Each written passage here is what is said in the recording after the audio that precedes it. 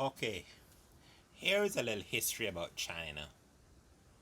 China is a country still living with wounds that haven't healed as yet over decades.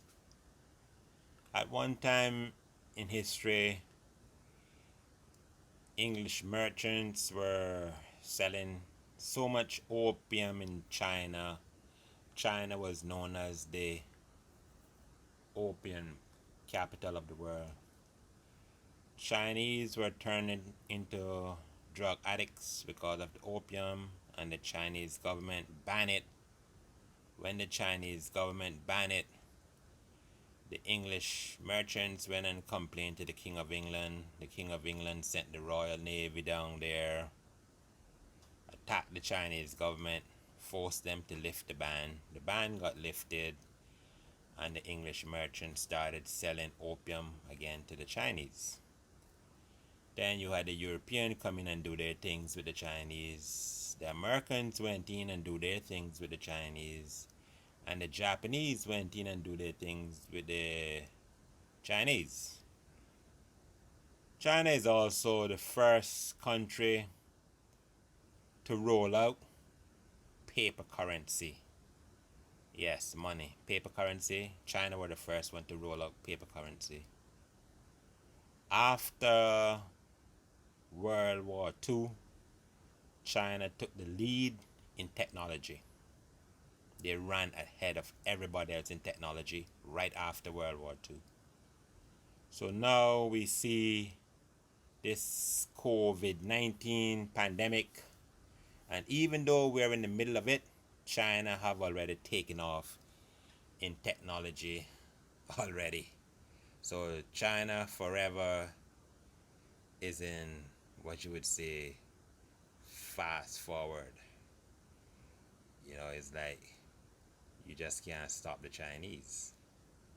The more you try to stop them is of having the virus. We have ordered telemetry equipment to be able to elevate our regular existing beds to ICU type setting so that we can increase our ICU capacity. The next stages of what we need to plan for is a crisis. In preparation for a crisis, the biggest fear is that we may end up needing more ventilated patients than we have the capacity to handle. So we have ordered more equipment, we've ordered more ventilators. It is important that the people of the Cayman Islands know that we are here for them. Doctors Hospital is here for any of their needs.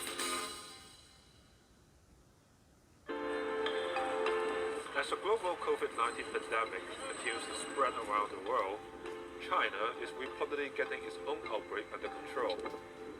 Hi, my name is Thomas. I'm with the South China Morning Post. This is my first time in Shanghai in over 6 weeks.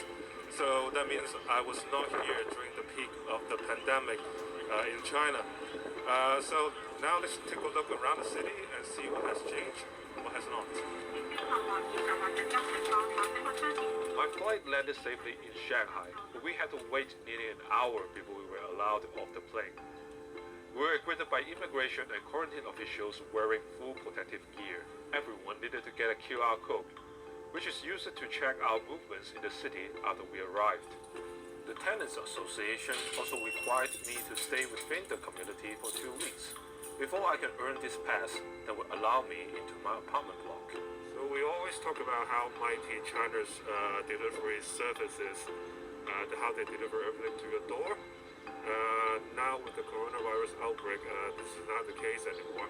So let's go check it out. So you can see every delivery must be stored in a centralized location on my residential block to minimize contact.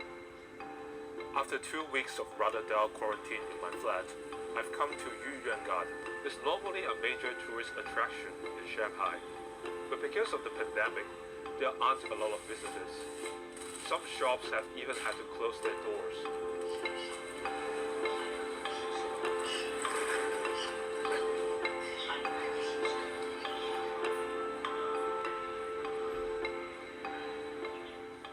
There used to be a long queue outside this dumpling shop, but not anymore.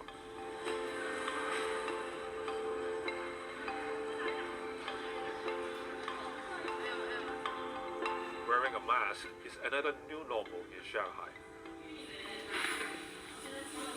So I'm now at a salon, and of course, everyone has to wear a mask, even when they're getting haircuts. I don't know how they're going to do that. So yes, even washing your hair needs to you need to wear a mask. So they really take this very seriously in this salon.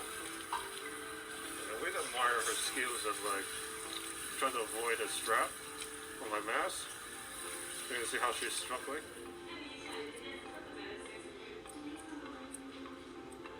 现在这个疫情对你们影响大吗？对，没人看，整他妈少多少，经常都爆满，现在就几个，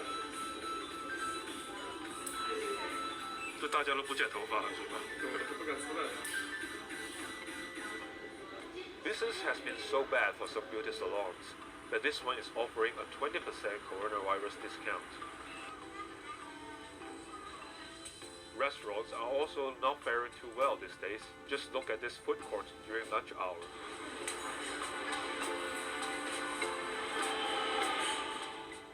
And there's plenty of space on the subway at 7 p.m. It's normally completely packed.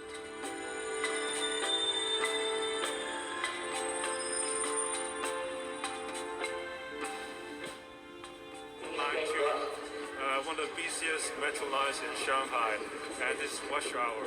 But as you can see, there's actually not that many people. Probably because they try to limit the amount of people on the platform at once by having people go round and round in circles, so as to maintain that social distance.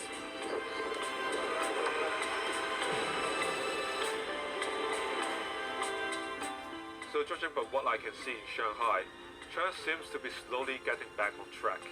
But the Chinese people are also trying to adjust to a new norm. Business as usual now involves QR codes that track your every move, everyone wearing masks, and getting temperatures checked. And for now at least, some very empty shops.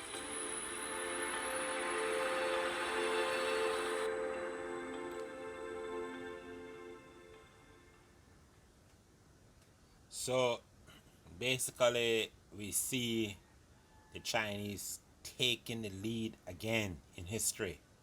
They have already reset their economy and start all over again using the chip system. So basically, this is why I tell you I do not work with opinions, I work with facts. If I go into court, I can need my team of factual evidence versus my opponents with their opinions.